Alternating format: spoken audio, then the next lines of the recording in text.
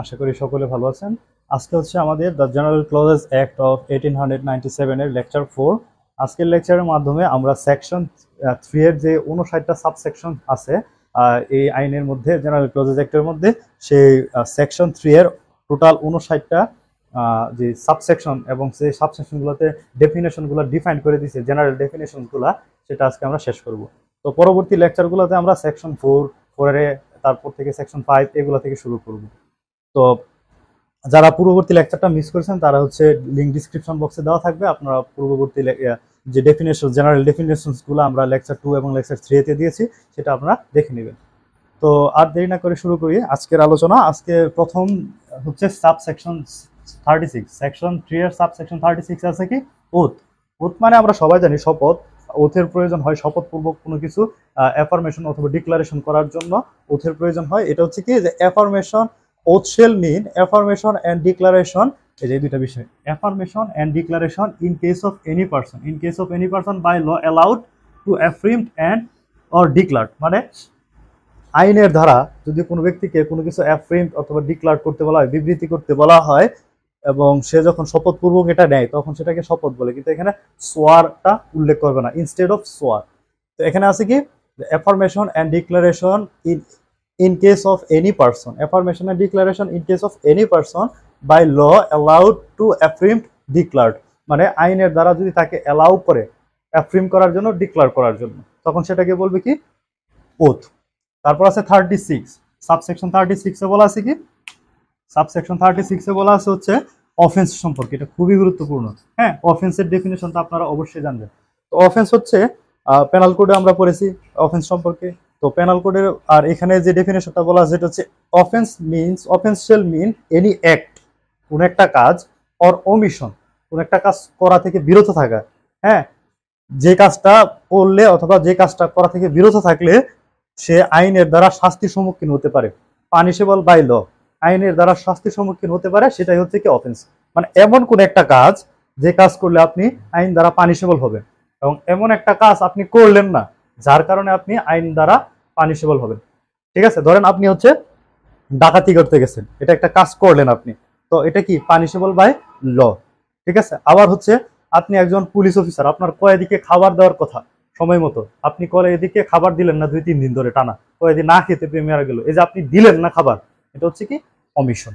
ঠিক আছে, তো যে কোনো অ্যাক্ট এবং অমিশন যদি আইনের দ্বারা পানিশেবল হয় তবে সেটা হচ্ছে কি অফেন্স।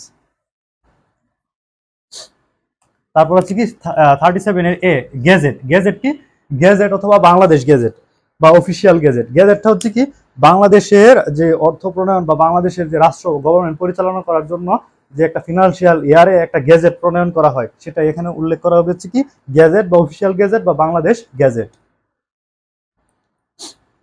তারপর আছে কি পার্সন। পার্সন 39, এটা সম্পর্কে আপনারা সবাই মোটামুটি ধারণা আছে। পার্সন বলতে কি বোঝায়? পার্সন হচ্ছে এনি পার্সন, যেটা হচ্ছে ন্যাচারাল পার্সন বা হিউম্যান বিং, এটাও ইনক্লুড। আবার হচ্ছে আর্টিফিশিয়াল পার্সন, সেটাও ইনক্লুড হতে পারে। আর্টিফিশিয়াল পার্সন বলতে কি বোঝায়? কোনো লিগ্যাল পার্সন বা কর্পোরেশন, কোনো কোম্পানি যেটা হচ্ছে রেজিস্টার্ড করা আছে, ইনকর্পোরেট করা আছে, তখন সেই রেজিস্টার্ড কোম্পানিটাকে হচ্ছে কি আর্টিফিশিয়াল পার্সন বা লিগ্যাল পার্সন হিসেবে কাউন্ট করা হয়। তারপর আছে কি পুলিশ কমিশনার 39 এতে। 39 এতে বলছে কি পুলিশ কমিশনার। তো পুলিশ কমিশনার বলতে এখানে কি বোঝাবে? ওই যে আমাদের ঢাকা মেট্রোপলিটন পুলিশ অর্ডিন্যান্স 1976 এবং চট্টগ্রাম মেট্রোপলিটন পুলিশ অর্ডিন্যান্স 1978 অনুযায়ী যাদেরকে হচ্ছে পুলিশ কমিশনার হিসেবে অ্যাপয়েন্ট করা হবে তারাই হবে হচ্ছে পুলিশ কমিশনার, এবং এখানে deputy police commissioner, additional police কমিশনারও ইনক্লুড থাকবে। তারপর আছে কি রেজিস্ট্রার্ড। রেজিস্ট্রার্ড মানে কি? রেজিস্ট্রার্ড মানে হচ্ছে কি এনি, মানে এটা হচ্ছে দলিল দস্তাবেজ সম্পর্কিত কোনো রিটেন ডকুমেন্ট যখন কর্পোরেট করা হয়, কোনো রেজিস্টার্ড করা হয়, তখন সেটাকে বলা হচ্ছে কি রেজিস্টার্ড। সেটা হতে হবে কি বাই আন্ডার দ্য লস, ল অনুযায়ী। ল অনুযায়ী যখন কোনো ডকুমেন্টকে লিখিত ডকুমেন্টকে যখন রেজিস্টার্ড করা হয়, ইনকর্পোরেট করা হয়, তখন তাই সেটাকে বলা হচ্ছে কি রেজিস্টার্ড। তারপর আছে কি রেগুলেশন। রেগুলেশন কি 46, এটা খুবই গুরুত্বপূর্ণ। 46 রেগুলেশন। রেগুলেশন মানে কি a regulation shall mean, a regulation shall mean a regulation made by any person or anything empowered under constitutional instrument, মানে কনস্টিটিউশনাল ইনস্ট্রুমেন্ট দ্বারা যখন কোনো ব্যক্তিকে বা কোনো প্রতিষ্ঠানকে, হ্যাঁ, বা কোনো কাউকে অথরিটি দেওয়া হয় কোনো বিধি বিধি মানে প্রণয়ন করার জন্য, বিধি প্রণালী প্রণয়ন করার জন্য, তখন সেটাকে বলবে হচ্ছে কি রেগুলেশন। এটা হচ্ছে কি যে মানে পার্লামেন্ট থেকে হয় না, পার্লামেন্ট থেকে কোনো একটা আইন পাশ করলো, এর জন্য যখন কিছু প্রবিধির প্রয়োজন হয়, বিধিমালার প্রয়োজন হয়, তখন সে যদি কোনো ব্যক্তিকে কনস্টিটিউশনাল ইনস্ট্রুমেন্ট দ্বারা হচ্ছে তাকে এম্পাওয়ার দেওয়া হয়, তখন সে যে বিধিগুলো প্রণয়ন করবে, যে বিধিমালাগুলো প্রণয়ন করবে, সেটাকে বলে হচ্ছে কি রেগুলেশন। তারপর আছে কি দ্য রিপাবলিক। রিপাবলিক বলতে কি বোঝাবে এখানে? The republic of Bangladesh. হ্যাঁ, the republic shall means the republic of Bangladesh, মানে বাংলাদেশে রিপাবলিককে, প্রজাতন্ত্রকে এখানে বোঝাবে। তারপর আছে কি 47। 47 বলছে কি রুল, এটাও খুবই গুরুত্বপূর্ণ। 46 এবং 47 রুল। 47 আছে রুল।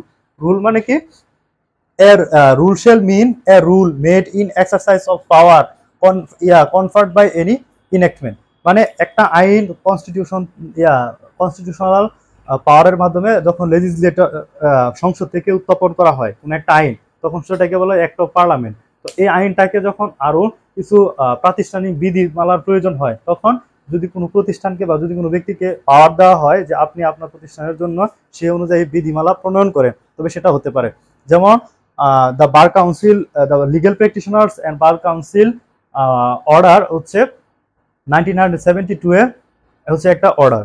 হ্যাঁ, তো এটা হচ্ছে কি আবার এর জন্য the legal practitioners and bar council rule 1972 প্রণয়ন করা হয়েছে, যেখানে হচ্ছে বিধিমালা প্রণয়ন করবে, এই অর্ডারের জন্য বিধিমালা প্রণয়ন করবে। ঠিক আছে।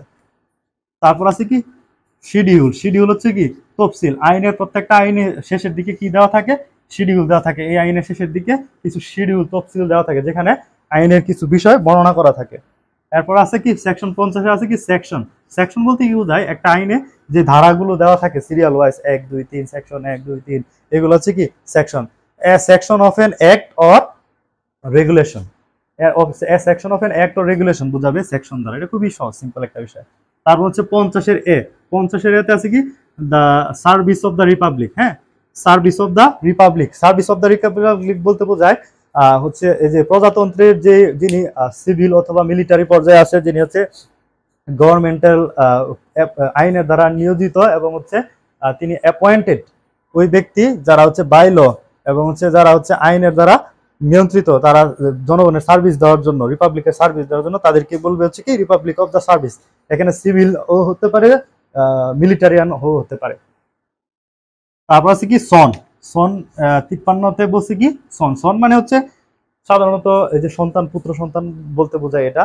আর হচ্ছে কোনো পার্সোনাল লোতে যদি কারো পার্সোনাল লোতে যদি অ্যাডপশনের উল্লেখ থাকে, তবে অ্যাডপটিভ সনও হচ্ছে ন্যাচারাল সন যিনি আছে তার মতোই ক্ষমতা এক্সারসাইজ করতে পারবে, পাওয়ার এক্সারসাইজ করতে পারবে, রাইটস এক্সারসাইজ করতে পারবে, যদি তার পার্সোনাল লোতে সেটা অ্যাপ্লিকেবল থাকে, পারমিশন থাকে অ্যাডপশনের। ঠিক আছে। তারপর আছে কি suit by or against Bangladesh.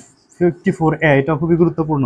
Suit by or against Bangladesh মানে বাংলাদেশের নামে অথবা বাংলাদেশের বিরুদ্ধে যখন সুট দায়ের করা হয়, কোনো মোকদ্দমা দায়ের করা হয়, তবে সেটা এখানে উল্লেখ করবে যে বাংলাদেশের বিরুদ্ধে করতে পারবে, বাংলাদেশেও কারো বিরুদ্ধে করতে পারবে।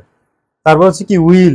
57 উইল। 57 উইলে বলছে কি উইল হচ্ছে একটা ডকুমেন্ট ইন রাইটিং, যার মাধ্যমে হচ্ছে কোনো একজন ব্যক্তি অন্য একজন ব্যক্তিকে কি করে, কোনো একটা প্রপার্টি তাকে ভলেন্টিয়ারি, স্বেচ্ছায় দান করে দেয়, গিফট মানে উইল করে দেয় আর কি, ডিসপোজিশন অফ দা প্রপার্টি, তার পজিশন তাকে দিয়ে দেয়। ঠিক আছে। তারপর হচ্ছে কি ইয়ার। 59 সর্বশেষ। সর্বশেষ সেকশন 3 এর জেনারেল ডেফিনেশনের সর্বশেষ সাবসেকশন হচ্ছে 59, যেখানে বলছে ইয়ার। ইয়ার বলতে এখানে ওই ব্রিটিশ ক্যালেন্ডার যেটা আছে, গ্রেগরিয়ান ক্যালেন্ডার, সেই ব্রিটিশ ক্যালেন্ডার অনুযায়ী ইয়ার হিসাব করা হবে, অর্থাৎ জানুয়ারি থেকে ডিসেম্বর পর্যন্ত যে মাসগুলো আছে সেভাবে হচ্ছে ইয়ারটা হিসেব করা হবে আমাদের এই আইনগুলোতে। ঠিক আছে। তো আজকের আলোচনা এতটুকুই। আজকের আলোচনার মাধ্যমে আমরা দ্য জেনারেল ক্লজেস অ্যাক্ট 1897 এর যে সেকশন 3 এর যে সাবসেকশন ছিল টোটাল 59টা, সেটা আমরা কমপ্লিট করছি। এখানে ছিল হচ্ছে কি the general definitions of the act. তো কারো যদি কোনো কোশ্চেন এবং কোয়ারিজ থাকে তবে অবশ্যই কমেন্টস বক্সে জানাবেন, এবং যদি আরো কোনো ভিডিও চান কোনো সাবজেক্ট রিলেটেড, সেটা কমেন্টস বক্সে জানাবেন। আপনাদের ডিমান্ড অনুযায়ী পরবর্তী লেকচারগুলো নেওয়া হবে। আর প্লিজ চ্যানেলটা সাবস্ক্রাইব করে নেবেন। ধন্যবাদ সবাইকে।